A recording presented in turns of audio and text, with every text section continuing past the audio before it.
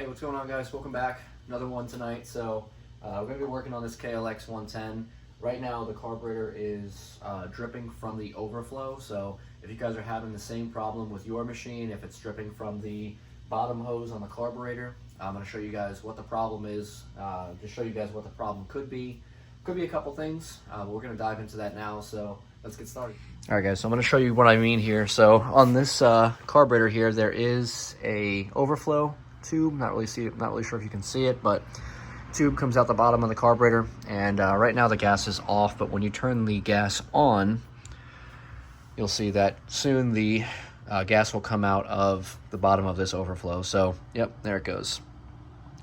So sometimes you can get lucky. You can kind of shake the bike around a little bit and get the float to come up and get the fuel to stop leaking out of the carburetor. But in this case, it doesn't work. So we're going to shut the gas off so we don't continue to leak fuel out of the carburetor. So you can see it's still dripping there. This is the bottom of the float bowl there.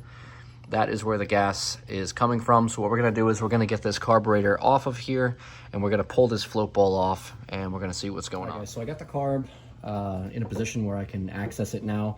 I took the side plastics off. I also drained the gas tank.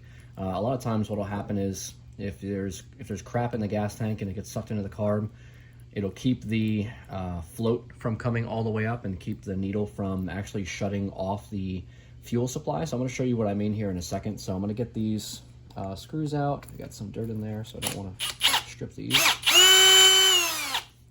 And it's actually good that the fuel is coming out of the overflow, because what happens is if it doesn't come out of this overflow here, like if this is clogged or something internally in the carburetor is clogged to where the fuel can't come out the overflow, then what happens is you either get fuel into the airbox or you get fuel down into the motor, and you end up mixing the gas with the oil, and that's not good. So it's good that it's coming out. It means that we know there's a problem and we can actually fix it before it becomes a bigger problem. So let's get this last screw off of here.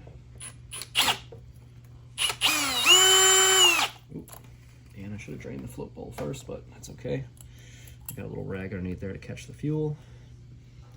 So this gasket's seen better days. Oh yeah, look, you can see all the crap down in there. So this is just going to be a carb clean more than likely. You can see all the nastiness down in there. And that's all it takes. It takes one little grain of sand to get into the needle area here. I'm going to pull this out so you guys can see it better. This is the only reason why your carb would do that. So when we pull this out, I'm going to pull this shaft out of here. Don't want to lose that. And we're going to pull this, oops, don't lose that needle. So what happens is either the float level is off, which is not the case here because this float is not adjustable. This only has one setting, so we don't have to worry about the adjustment on there. What happens is crap gets up into where this needle goes in here, and then if it can't shut the fuel off, it just keeps on filling the bowl, filling the bowl, filling the bowl, and then what happens is it gets above this here, and this is where the overflow comes in. So if the fuel exceeds the level of this tube here, the fuel will actually go down into the tube, and then it goes out of this hose. So we're going to clean this carb here. We're going to clean up the needle, get any crap that's on that, and then we're also just going to make sure that we clean out where the needle sits up in here, and then we shouldn't have any problems with it leaking. So I'm also going to pull the jets out while I'm in here, make sure they're clear. We can blow through them with air, or if I have them I can just replace them if they're clogged up really bad. So I'm going to go ahead and do that now. So to clean the needle, guys, usually what I do is I'll hold it by the tip so that you don't damage the rubber tip there, and then I just kind of go around to each side and just gently pull off any of the crap that's on the needle. Make sure it's nice and clean. This way it slides up and down in the seat area easily, because if there's any stuff on the needle, that'll cause problems too and cause your carb to leak gas. Alright, so I dumped out the float bowl, and now I'm just giving that a good clean here. Let you guys see what I'm doing. So I just take a wire brush, just trying to get it in there in every single angle. Clean out as much as I can. I use a flathead screwdriver also. Just got to be careful of that seal. Just really give it a good scrub, and you can use carb cleaner or brake cleaner on there to help clean it out. All right, guys, so I just pulled this pilot jet out. It's a 40 pilot. I believe that's stock, but it's completely clogged. Can't see through it at all. So I'm gonna go ahead and replace this. It's probably why it's having starting and idling issues. I'm gonna pull this main jet out too. Check this out, see if this is clogged up. Usually the main jet doesn't really get clogged up because it's a much bigger opening compared to the pilot, but let's pull this out and let's see. Yeah, still some nastiness up in there. Can spray that out.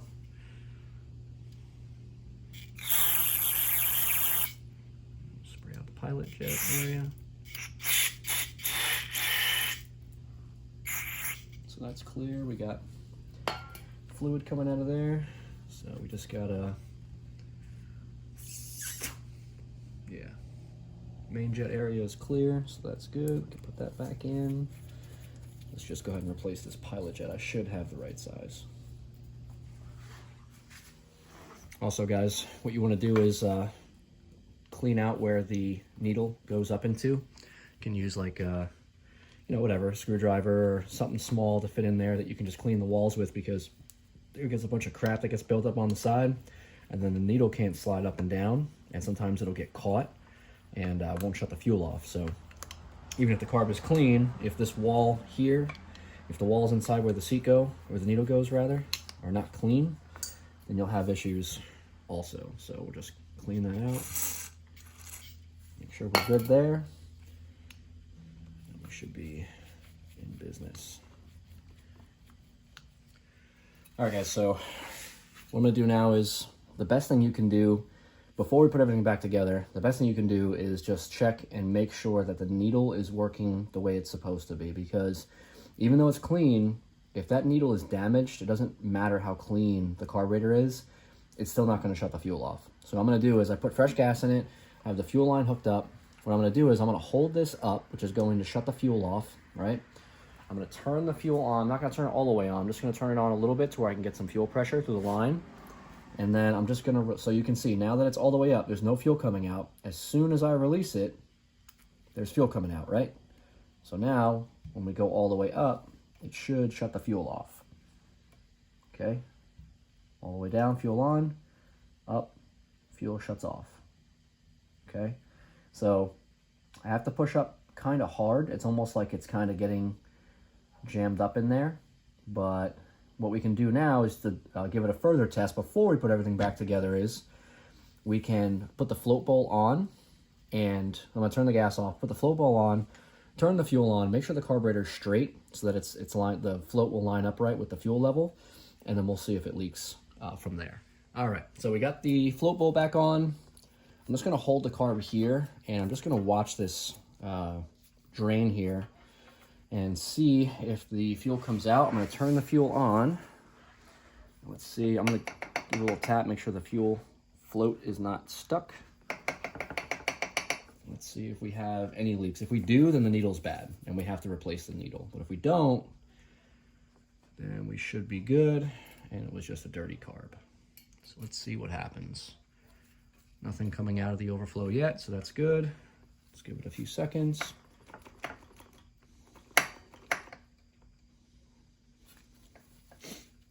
Still nothing out of the overflow, so that's good. Make sure fuel's on. Yep, fuel is all the way on. Perfect. And no more leak. Oh, as soon as I say that, we've got fuel coming out. All right, so we have a bad needle then. That is the problem. So you can see that it wasn't leaking at first, and then it just randomly started leaking. That's kind of what it's been doing. So yeah, so in this situation, it wasn't just a dirty carb. We actually do have a bad needle. I think I might have an extra one that's the same size. So this is why I say, guys, don't put the whole bike back together. Wait, test, and make sure what you just did actually worked, because you don't want to put everything back together and just assume that what you did worked, and then come to find out you have to take the whole bike back apart again just to redo what you just did. So let's pull that back out. Let's pull the float bowl off. I'm gonna see if I have another needle that's the same size, and we'll see if we can get that swapped out. All right, so what I ended up doing is the fuel needle I had was not the right size. I don't have the right size for this bike. Unfortunately, what I did was I put a little bit of grease on the needle itself, because I think when I told you guys when I was trying to make the float go up and down, it felt like it was just kind of catching, like it was grabbing. So I still don't trust it. I still think we're gonna need a new fuel needle, but for right now, the gas is on, it's not leaking. So it did drip like a little bit, and then, but it hasn't dripped since. So I think for now we should be good. I'm gonna keep an eye on it, maybe ride it a little bit, just kind of test it out. But I think either way, I'm just gonna get a new fuel needle. The good thing is that you can go to pretty much any motorcycle shop in your area, get a new fuel needle without having to spend, you know, $20, $30, $40 on a complete rebuild kit, because the rest of the carb inside is fine. We swapped the pilot jet, the float bowl gasket looks pretty good, all the other jets look fine, we cleaned everything out, got the gunk out, so now just a simple fuel needle replacement, and that'll kind of guarantee that we won't have any leaks going forward. But like I said, I'm gonna run it how it is now. I'm not going to put it completely back together. I got to clean the whole bike, and it's getting new plastics and all that anyway, but I'm going to run it and just kind of test it, and just kind of keep an eye on it and see what it does. All right, guys, that's going to wrap this one up. Just wanted to kind of keep this a short and simple video. So what did we learn? If your carb is leaking, more than likely it's dirty, or you have a bad needle, or you could have a float issue. Sometimes the floats will get cracks in them, and they'll fill up with fuel and they won't come back up to shut the fuel off, or you'll get some crap in the carb and it will keep the needle from shutting the fuel off. Or, you know, in this situation, more than likely you got a bad needle, and it doesn't matter how clean the carb is, that needle is, the tip gets worn out, it's rubber, and then it won't shut the fuel off. So one recommendation I would say for you guys, if you're going to let the bike sit for a while, if it's carbureted, turn the gas off and run the bike until it stalls out. What that does, that'll take all the fuel out of the carb, and you'll save yourself a lot of headaches. You won't have to worry about the fuel sitting in there and getting everything all clogged up and nasty. So that's going to do it, guys. As always, if you guys like the content, make sure you smash that subscribe button. See you guys on the next one.